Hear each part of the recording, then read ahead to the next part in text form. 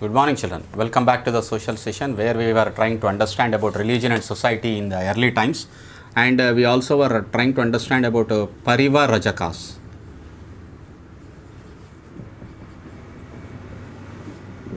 So the most famous Parivar Rajakas like Mahavira we have seen, and even Gautama Buddha.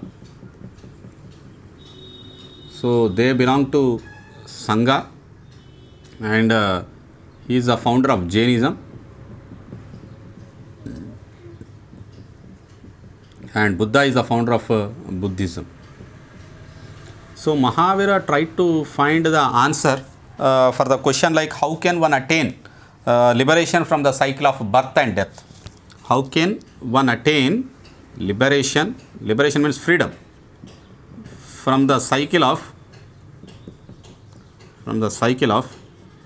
birth and death.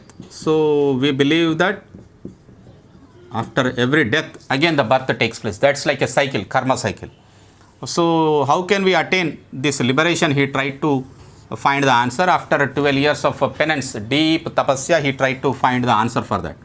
And coming to the Buddha or the Buddhist teachings and Buddhism, he tried to find the answer. How can one attain freedom from sorrow?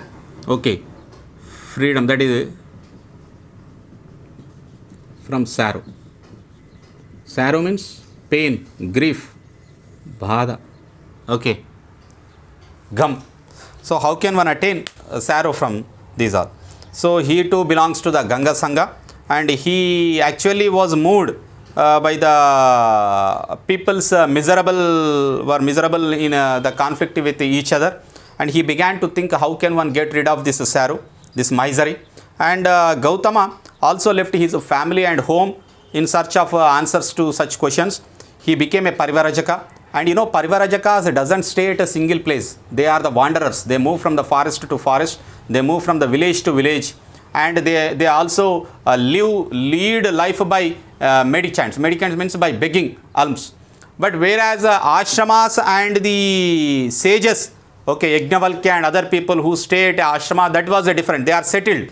But these people, they move from one place to another place in search of the truth. So they arrived at some answers to these questions. According to Gautama Buddha, sorrow is caused by excessive carving.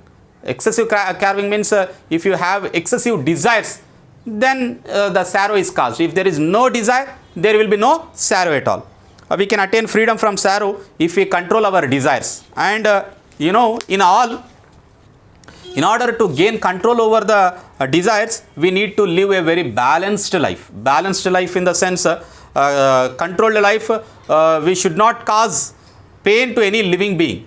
That is what even preached by Mahavira also. That's even a smallest pain caused to any being, okay, will inflict us karma again.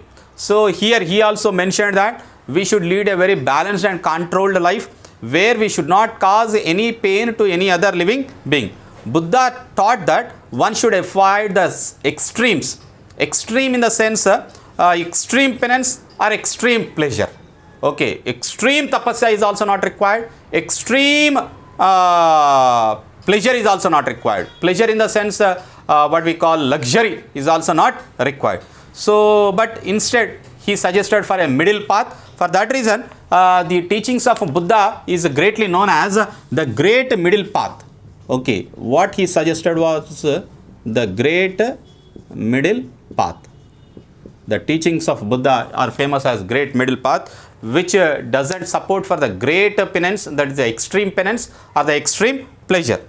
So the teachings of Buddha are known to be as a Buddhism in later period, and the teachings of Buddha and his followers have been compiled in 3 collections. All the teachings his disciples or his followers had compiled into 3 collections, and they are called as Sutta Pitika, Abhidhamma Pitika and Vinaya Pitika. So these are the 3 important collections of Gautama Buddha teachings. One is Sutta Pitika,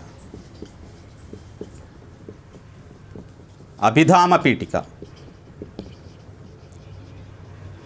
and Vinaya Pitika. These are the 3 important collections of Gautama Buddha. So in the next class we will start a new lesson, children. Until then, take care. Thank you.